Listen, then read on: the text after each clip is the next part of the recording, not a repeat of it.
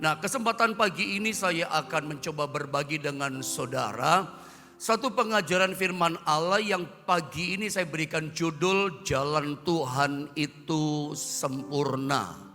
Langsung saja ya, kita baca ayatnya. Renungan ayatnya terdapat dalam 2 Samuel pasal 22 ayatnya yang ke-31, saudara ya.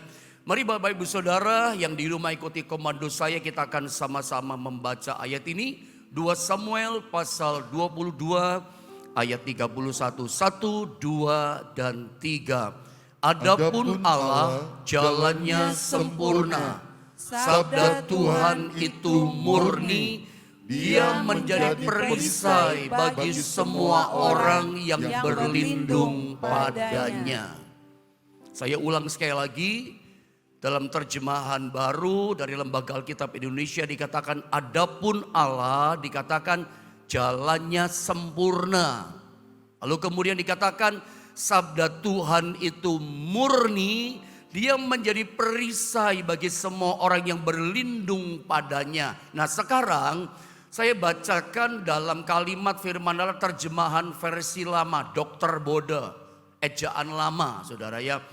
Ayat ini berkata begini, bahwa jalan Allah itulah sempurna adanya, sama, tapi ada yang berbeda di sini kalimatnya, dan firman Tuhan itu maha halus. Terjemahan baru katakan sabda Tuhan atau firman Tuhan atau perkataan Tuhan itu murni, tetapi kalau dalam terjemahan lama dikatakan sabda Tuhan, firman Tuhan itu maha halus, lembut ya. Kayak tepung lembut firman Allah itu ya. Ialah perisai dikatakan bagi segala orang yang percaya akan Dia. Nah, pagi ini saya akan mencoba menerangkan, menjelaskan firman Allah ini. Ya, kita akan pakai dua versi terjemahan ini. Terjemahan yang baru dan terjemahan yang lama. Ejaan yang lama, saudara ya. Mari kita mulai dari kalimat yang mengatakan adapun Allah, dikatakan jalannya sempurna. Saya mau terangkan dulu bagian nomor 1 awal adalah jalan Tuhan itu sempurna. Jalannya Tuhan sempurna. Apa maksudnya, artinya jalannya Tuhan itu sempurna? Sempurna nanti saya terangkan dalam bahasa Ibrani disalin dari kata tamim. Itu sempurna. Tak bercacat celah itu kan halak tamim ya. Sempurna itu tamim. Nah, tamim itu jalannya Tuhan itu tamim, jalannya Tuhan itu sempurna. Sempurna maksudnya begini, baik kemarin Dia sempurna, jalannya Tuhan ya. Hari ini jalannya Tuhan sempurna buat kita. Bahkan sampai di depan kita di sana, sampai tahun-tahun di depan, sampai puluhan tahun ke depan, yang kita tidak tahu yang terjadi apa sama kita. Mungkin tidak menyenangkan, mungkin tidak enak, mungkin berkat, mungkin mujizat. Sampai di depan tidak pernah berubah. Jalan Tuhan itu selama-lamanya sempurna buat kita. Jadi kalau Anda bertanya, jalan Tuhan itu sempurna. Jalan Tuhan sempurna maksudnya apa? Ya jalannya baik kemarin buat kita. Hari ini sampai besok lusa, sampai ke depan. Jalannya gak berubah. Dia sempurna buat kita. Nah, yang kedua saya terangkan kata sempurna tadi dari kata tamim, ya kan?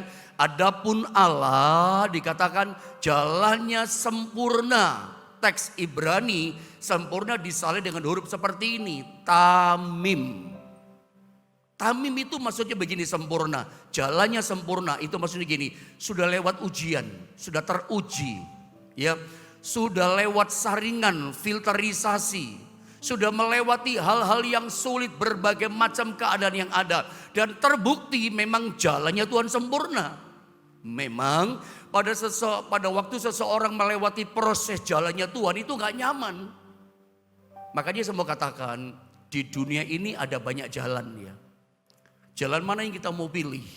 Selalu saya bilang kepada Anda, jangan percaya dengan filosofi atau pepatah yang ada di dunia ini yang berkata ada banyak jalan menuju ke Roma. Mau ke Surabaya ada banyak pintu lewat jalannya. Itu kalau jalan raya di dunia. Tapi kalau Anda ingin mengalami kemenangan, Anda ingin mengalami keselamatan, Anda ingin mengalami sesuatu pertolongan dari tangan Tuhan, Anda ingin Tuhan beracara sama saudara. Anda ingin mengalami pertolongan mujizat yang bersumber dari Tuhan. Saya mau kasih tahu terang-terangan sama saudara pagi ini. Jalannya cuma satu. Cuman lewat Yesus.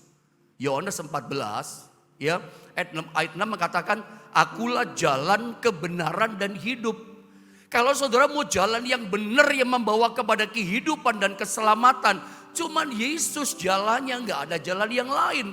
Saudara, saya mau katakan stop, jangan percaya pepatah filosofi di dunia yang mengatakan ada banyak jalan kok di dunia ini. Menuju Roma itu ada banyak jalan. Itu kalau di dunia Anda ikuti banyak jalan, Anda tersesat. Saya ulang, kalau Anda ingin mengalami jalan kemenangan, keselamatan, pertolongan yang bersumber dari Tuhan, cuman satu jalannya, lewat Yesus. Ketika kita bicara tentang jalan Tuhan yang sempurna, yang sudah lewat saringan, lewat ujian, lewat hal-hal yang sulit, filterisasi, dan ternyata ujungnya orang percaya berkata, iya ya jalan Tuhan luar biasa ya, jalan Tuhan sempurna ya. Anda jangan berasumsi punya pandangan gini, oh berarti jalan Tuhan itu menyenangkan ya. Jalan Tuhan sempurna itu berarti jalan Tuhan itu menyenangkan, jalan yang indah, jalan yang manis, gak ada tantangan, gak ada ujian. Tunggu dulu, ini sebuah asumsi yang salah. Alkitab tidak mengajar kita seperti itu. Jalan Tuhan yang sempurna itu jangan diartikan pasti enak, pasti indah, pasti manis. Dengarkan saya. Kalau Anda mendengar berita Injil yang diberitakan mengatakan jalannya pasti manis, jalannya indah, jalannya menyenangkan. Itu Injil gulali menurut saya. Tahu sugar gula, sugar cottage, berita yang manis-manis. Alkitab tidak pernah mengajarkan, menyuarakan kepada kita. Berita Injil itu mengatakan yang manis-manis. Justru Anda tahu kan Lukas 9 ayat 23 katakan apa? Kalau kamu mau ikut aku, barang siapa hendak mengikut aku, apa kata Tuhan? Kamu mesti siap. Siap apa pendeta? Siap menyangkal diri, siap pikul salib. Kalau kamu sudah siap, baru kamu bisa ikut aku. Itu jalan Tuhan. Jadi jangan pernah berasumsi bahwa jalan Tuhan yang sempurna, wah jalannya pasti manis, jalannya pasti enak, jalannya pasti happy. Lalu Anda berpikir pasti ada Tuhan di situ. Belum tentu loh. Belum tentu, bisa jadi memang jalannya happy, ada Tuhan di sana. Tapi nggak pasti. Bukan sebuah kepastian. Jangan-jangan begini. Jalan yang menurut kita nggak enak. Jalan yang terjal. Jalan yang turun. Jalan yang naik. Jangan-jangan kita berpikir jalan yang penuh perjuangan. Ya, jalan yang penuh pergumulan. Banyak air mata. Anda berkata, pasti nggak ada Tuhan. Tunggu dulu. Jangan-jangan yang Anda katakan jalan penuh air mata, perjuangan gak enak belas Pak. Penuh tantangan Pak jalan hidup saya. Justru jangan-jangan Tuhan ada di jalan itu. Saya pernah sampaikan sama saudara tentang karakteristiknya jalan Tuhan. Supaya Anda gak salah asumsi. Anda tahu jalan bangsa Israel, contoh yang paling gampang. Israel itu berada di padang gurun. Yang bawa mereka berjalan di padang gurun siapa? Tuhan kan. Sudah melewati Pihahirot, suruh balik. Laut Teberau dibelah jadi dua. Begitu terbelah itu Laut Teberau, di ujung itu udah padang gurun loh. Siapa yang bawa Israel di padang gurun? Tuhan. Jadi saya mau katakan, jangan berasumsi wah jalan Tuhan pasti enak. Kadang-kadang padang gurun. Padang gurun tuh jalan Tuhan begini. Jalannya panjang gitu. Gak selesai-selesai masalahnya. Itu jalan Tuhan, kadang karakternya seperti itu. Saya ingin pagi ini Anda mengenali jalannya Tuhan. Sehingga kita gak salah pilih jalan. Kita pikir wah ini gak ada Tuhan. Lalu Anda check out dari situ. Anda pilih jalan yang lain padahal di situ ada Tuhan. Itu maksud saya. Ya. Lihat bangsa Israel ketika mereka berjalan di padang gurun. Itu Tuhan tuntun. Dan jangan lupa ya, meskipun di jalan Tuhan itu ada padang gurun. Panjang muter jalannya gak selesai-selesai. Di situ ada badai, ada pertolongan. Gunung batu keluar air. Tuhan kasih mana sama mereka. Selalu ada pertolongan. Kenapa? Ada Tuhan. Yang kedua ingat jalannya Yusuf. Sendirian, sunyi sepi sendiri. Gak ada siapa-siapa. Papahnya gak ada, kokonya gak ada, semua gak ada. Sendirian sunyi dan bukan makin naik sepertinya secara logika manusia. Jalannya Yusuf itu makin turun, makin turun, makin turun. Adakah di antara saudara mengalami seperti Yusuf? Semakin turun keadaannya. Lalu Anda berpikir, kayaknya ini bukan jalan Tuhan, tunggu dulu. Yusuf mengalami sunyi sepi, bahkan makin turun, makin turun, makin turun. Akhir kehidupannya masuk jebloskan dalam penjara. Tapi dari penjara itulah happy ending. Dia diangkat tinggi oleh Tuhan. Sabar, ketika kita diizinkan lewat proses jalannya Tuhan. Yesus saja ngalami jalan kayak Yusuf. Sepi, sunyi, sendirian. Dan orang berkata apa? Setan berkata apa? Turun. Ingat di kayu salib, salah satu perkataan Tuhan di kayu salib, dia berkata begini, Eloi, Eloi lama sabachthani. Ya Bapa, mengapa kau tinggalkan aku? Sendiri loh Yesus hadapi masalahnya. Sepertinya turun, terjal jalannya. Yesus ngalami itu. Dan ada banyak macam-macam jalan. Tapi intinya begini, jalan Tuhan itu adil buat kita. Dan jalan Tuhan itu jalan kebenaran. Yohanes 14 ayat 6 tadi. Meskipun kelihatannya turun, kelihatannya penuh perjuangan dan air mata, kelihatannya kok orang lain enak, kok aku ngalami seperti ini.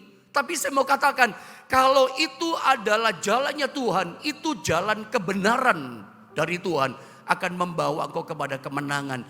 Namanya kalau Anda ikuti jalannya Tuhan, ya Anda pasti ketemu sama Tuhan. Kalau ketemu sama Tuhan pasti mengalami kemenangan, ketemu sama kemenangan, ketemu sama mujizat karena ada Tuhan.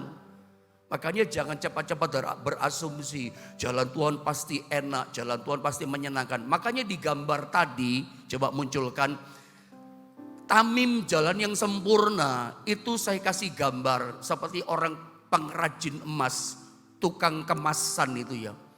Ketika dia membuat anting-anting atau membuat liontin, dia ambil emas, dia bakar itu emas dengan api. Jos dibakar sama api sampai meleleh, sampai emas itu lembek.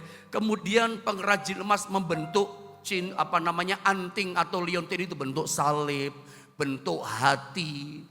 Setelah selesai dibentuk, itu diapain? Dimasukkan dalam air, jos, didinginkan, diambil lagi. Lalu diukir bentuk bunga, barangkali diukir bentuk salib, diukir lagi.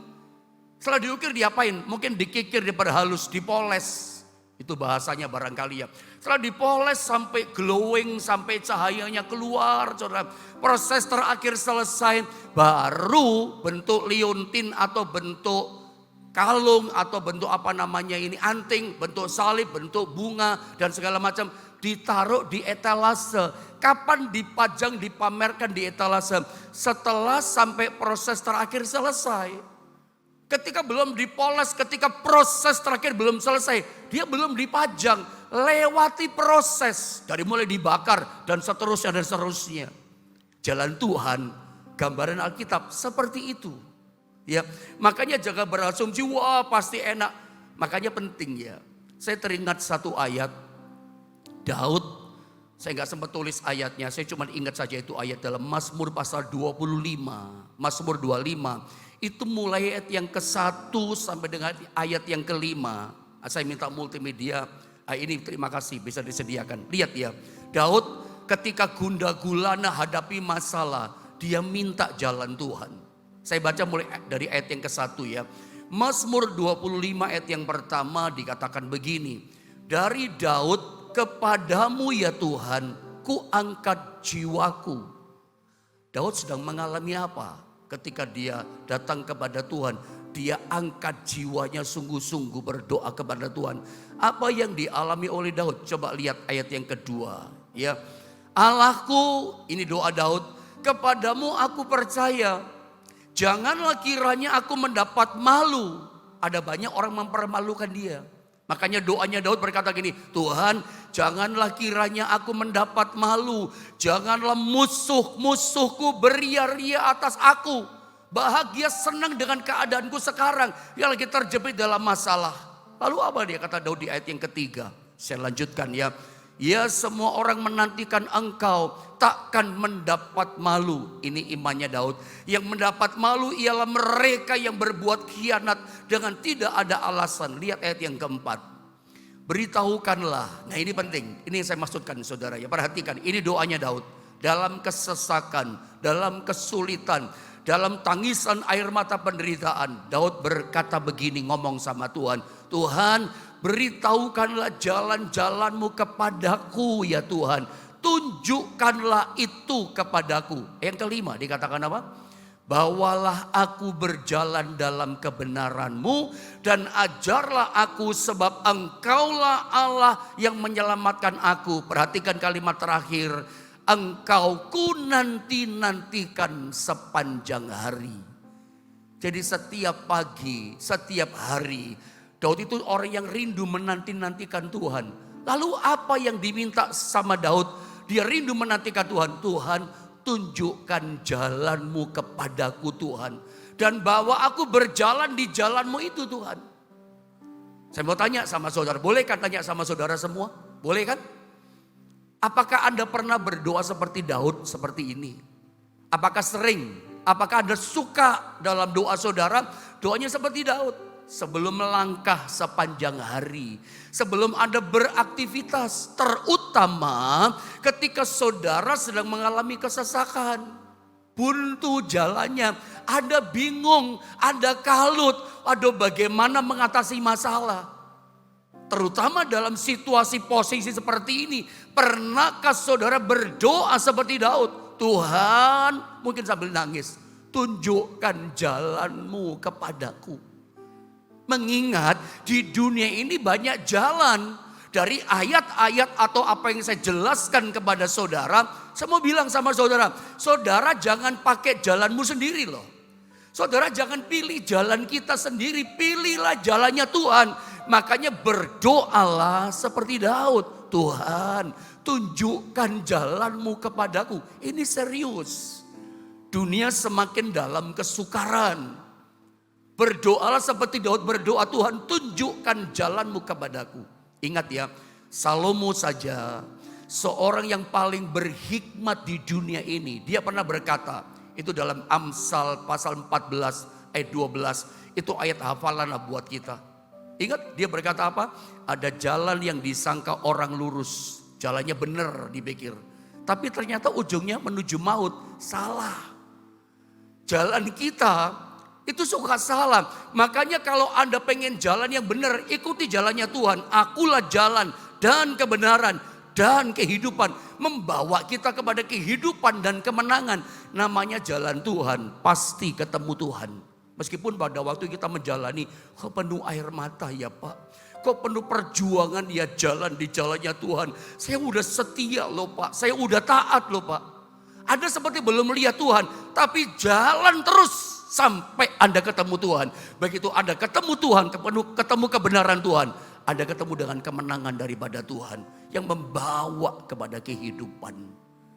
Musa saja, saya suka bilang dalam Keluaran itu ya pasal 33. Musa pernah berkata begini, itu mungkin ayat 15 ya. Tuhan jangan suruh aku jalan dari sini. Atau saya baca ini, terima kasih dikatakan. Berkatalah Musa kepadanya, jika engkau sendiri tidak membimbing kami. Terjemahan lama, ejaan lama berkata begini, jika engkau sendiri tidak menuntun jalan kami dari sini. Jangan suruh kami berangkat dari sini, dari padang gurun. Musa saja gak berani jalan di padang gurun. Kalau Tuhan gak menyertai, siapa kita? Apa kita melebihi Musa? Apa kita melebihi ayat firman Allah ini? Daud saja minta tuntunan jalan Tuhan. Musa saja seorang yang pemberani nyali besar. Dia berkata, kami gak berani jalan sendiri kalau Tuhan gak membimbing kami. Saudara, makanya ada lagu yang berkata, jalanmu tak terselami oleh setiap hati kami. Namun satu hal ku percaya, ada rencana yang indah. Muncul lagu ini karena dari perkataan Musa kan. Jalan Tuhan tak terselami. Makanya jangan cepat-cepat berkata, aduh kalau ada perjuangan bukan jalan Tuhan. Makanya Yesaya ya, ayat yang sangat terkenal, Yesaya pasal 55 itu ayat keberapa ya, 8 dan 9. Tuhan sendiri yang berkata kepada umatnya, Tuhan sendiri yang berkata kepada Nabi Yesaya, dia berkata begini, rencanamu bukanlah rencanaku. Jalanku bukanlah jalanmu, kata Tuhan.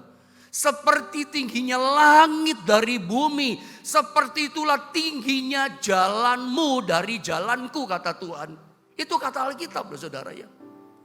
Bahwa jalan kita sama jalan Tuhan itu beda jauh. Seperti bedanya tingginya bumi sama langit dan bumi. Gak nyambung. Makanya saya pernah terangkan, jalan Tuhan itu seperti langit. Ya shemayim, tak terbatas. Sedangkan jalan kita manusia, eretz, terbatas. Makanya suka salah-salah kita. Kita pikir benar jalan kita, ternyata maut, kehancuran. Makanya jangan pernah pilih jalan kita sendiri hadapi masalah. Jangan emosi dulu pakai jalan kita. Tunggu Tuhan. Nantikan Tuhan. Berdoalah seperti Musa berdoa. Ini sangat menginspirasi kita doanya Musa.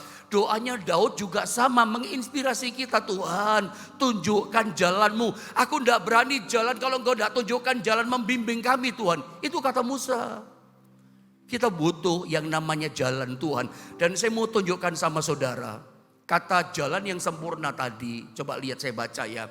Adapun Allah, tetap ayat 31, jalannya sempurna. Kata sempurna tamim itu punya dua pengertian. Ada dua istilah atau dua pengertian dari kata sempurna. Yang pertama, kata sempurna di sini adalah kita akan disempurnakan nanti.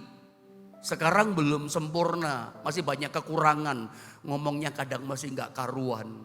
Kadang masih jatuh bangun hidup kita. Orang lihat nggak mungkin deh bisa ngalami kesempurnaan. Kita ini kalau kita lihat kehidupan kita sekarang, kita akan berkata, mana bisa kita serupa seperti Kristus. Tapi Alkitab katakan hidup kita itu pada akhirnya akan disempurnakan sama seperti Dia, segambar, serupa dengan Dia. Sebab itu kata tamim, kata sempurna, pengertian yang pertama adalah kita semua akan disempurnakan nanti pada bagian akhir endingnya. Kita disempurnakan, percayalah itu. Jadi persoalan kita juga sama. Apa yang kita hadapi di dunia juga sama. Kelihatannya jeblok. Kelihatannya carut marut, berantakan. Tapi tiba-tiba begitu pada segala sesuatu indah pada waktunya, pada bagian akhir. Tiba-tiba dipulihkan sama Tuhan. Nah, istilah tamim dengan cepat yang kedua adalah ayat ini bicara tentang jalannya Tuhan yang sempurna. Jadi ada dua pengertian sempurna. Disempurnakan pada bagian akhir. Tapi ayat ini secara khusus kata sempurna itu bicara adalah jalannya Tuhan sempurna untuk kita.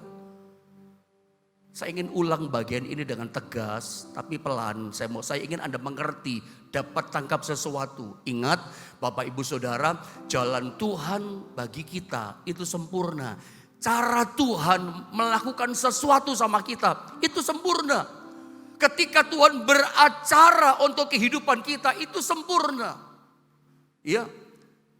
Ketika tangan Tuhan ini loh diulurkan sama kita, itu jalan Tuhan. Ketika bicara jalannya Tuhan, itu bicara apa yang Tuhan buat sama kita. Ketika kita bicara jalan Tuhan untuk kita, ketika Tuhan itu beracara tolong kita, buat sesuatu untuk kita, itu sempurna. Saya mau kasih contoh supaya melandas.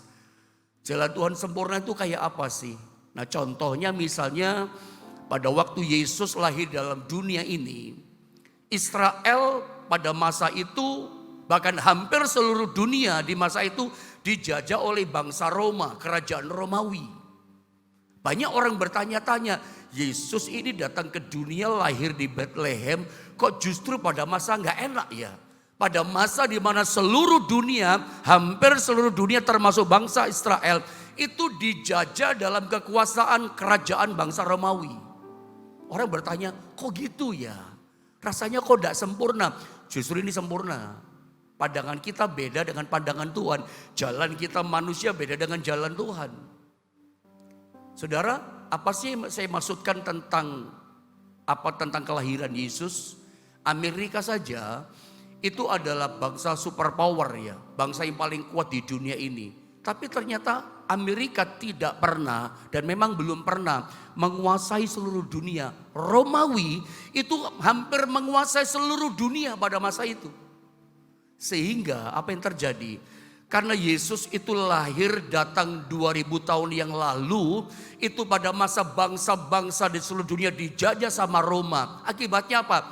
Setelah Yesus naik ke sorga, Injil Kristus itu menyebarnya begitu sangat cepat ke seluruh dunia. Sampai ke benua Eropa, sampai ke Turki, ke Asia Kecil, sampai ke negara-negara bangsa lain. Kenapa? Karena gak pakai paspor, mau ke Eropa, sedangkan wilayah Eropa, Roma itu kan Eropa, semua dikuasai sama Roma. Jadi tinggal masuk saja tanpa pemeriksaan segala macam, bebas orang pergi. Bandingkan dengan zaman sekarang, ya kita mau pergi ke negara tetangga kita yang paling dekat saja, ke Malaysia, ke Singapura, mesti pakai paspor. Nyampe di Malaysia, kita diperiksa paspor kita, ditanya ini, ditanya itu. Sama dengan ke Singapura, diperiksa paspor kita. Apalagi zaman dulu mungkin pakai visa, sekarang enggak ya. Hanya ke Amerika pakai visa ke tempat baik. Ada agak ribet. Tapi dulu gak pakai pemeriksaan paspor, kenapa? Semua dunia dikuasai sama Roma, makanya gak heran. Injil menyebar luasnya sangat cepat. Hampir 2/3 penduduk bumi itu percaya pada Yesus, kenal Yesus. Jadi kalau dibilang Kristen atau kita samalah. Orang Katolik percaya pada Yesus, Kristen pun percaya pada Yesus. 2/3 loh. Seluruh dunia itu percaya pada Tuhan. Bagaimana caranya? Lewat proses ini. Ada berpikir, kok gitu ya? Kok Yesus datang dijajah sama Roma? Di balik peristiwa itu, Anda lihat, oh ternyata rancangan Allah itu sempurna adanya. Makanya saya mau katakan sama saudara, hari ini Anda jangan lihat kesulitannya dulu. Hari ini Anda jangan lihat pencobaan saya besar Pak. Saya mengalami masalah yang besar dalam hidup saya. Anda yakin gak bahwa jalan Tuhan sempurna? Ujungnya akan ada lihat kemenangan yang besar. Jalan Tuhan itu sempurna buat kita. Makanya belajar dalam segala kesulitan kita hadapi. Jangan pernah pakai jalan sendiri. Belajarlah seperti Musa. Belajarlah seperti Daud. Tuhan, tunjukkan jalanmu kepadaku hari ini Tuhan. Menghadapi masalahku yang berat. Aku tidak berani jalan sendiri. Tunjukkan jalanmu Tuhan. Saya percaya Roh Kudus yang tinggal diam dalam diri kita. Dia gak pernah diam. Kalau saudara datang minta tolong kepada Tuhan, kepada Allah Roh Kudus, dia akan mulai menuntun kita dengan peristiwa, dengan kejadian, dengan apa saja. Dan jangan berpatokan gini, oh kalau ini penuh perjuangan, penuh air mata, pasti bukan jalan Tuhan. Jangan cepat menyimpulkan saudara ya. Bukan berarti yang enjoy, yang happy itu pasti jalan Tuhan. Jangan-jangan gak ada Tuhan di sana. Makanya penting kita mengenal karakteristik jalan Tuhan seperti apa. Kadang kelihatan turun, Yusuf, tapi endingnya happy ending. Dia alami kemenangan yang besar. Saya berdoa pagi ini saudara ya. Anda mengalami kemenangan itu dari jalan Tuhan. Makanya saya sambung sedikit, masih ada waktu ya. Saya sambung tetap pasal 31. Firman Tuhan itu murni, saya baca lengkap ya.